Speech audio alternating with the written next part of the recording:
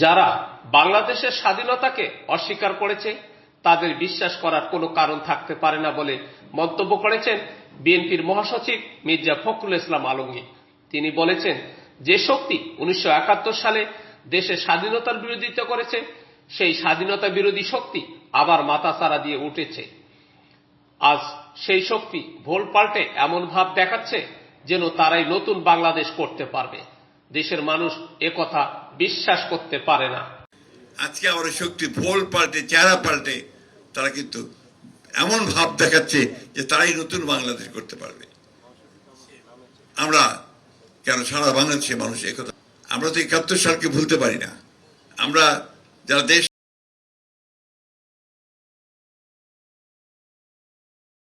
স্বাধীনতার সঙ্গে যুক্ত ছিলাম, লড়াই করেছি, যুদ্ধ করেছি, এই দেশে একটা স্বাধীন ভূখণ্ড এনে দেওয়া হয়েছে, যার ফলে আমরা এখানে বেঁচে আছি, টিকে আছি এই ভূখণ্ডে। সেটার দিকে থাকবো নাকি আমরা যারা সেটাকে নস্যাৎ করতে চেয়েছিল তাদের দিকে থাকবো?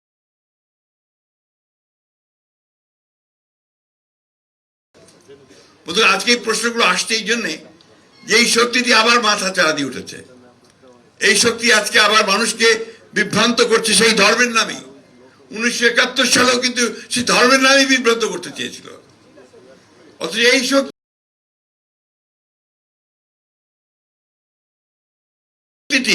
1947 সালে যখন এই দেশের মুসলমানরা তাদের সেলফ ডিটারমিনেশন, নিজেদের জেগে ওঠার একটা নিজেদের নিয়ন্ত্রণ করবার যে ক্ষমতা, শক্তি, সেটার জন্য যখন লড়াই করেছিল, 47 সালে স্বাধীনতার জন্য সংগ্রাম করেছিল, তখন এই শক্তি কিন্তু সেটি আবার তারও বিরোধিতা করেছিল।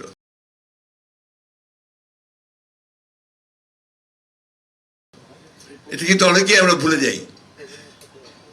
আমি খুব পরিষ্কার করে বলতে চাই, 1947 সালে এই শক্তিটি সেদিন পাকিস্তান আন্দোলনের বিরোধিতা করেছিল। ওই শক্তি 1971 সালে বাংলাদেশের স্বাধীনতার বিরোধিতা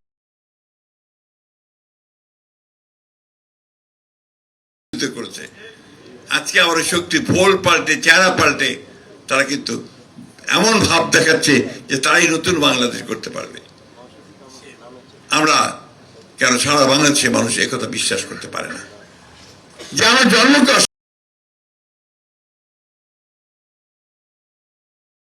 অস্বীকার করেছে, যে আমার স্বাধীনতাকে অস্বীকার করেছে, তাকে বিশ্বাস করার কোনো কারণ থাকতে বলে আমি অন্তত মনে করি না, যারা আমার যুদ্ধের সঙ্গে জড়িত ছিল।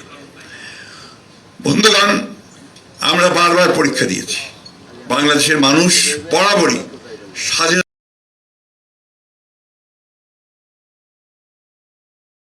জন্য লড়াই করেছে।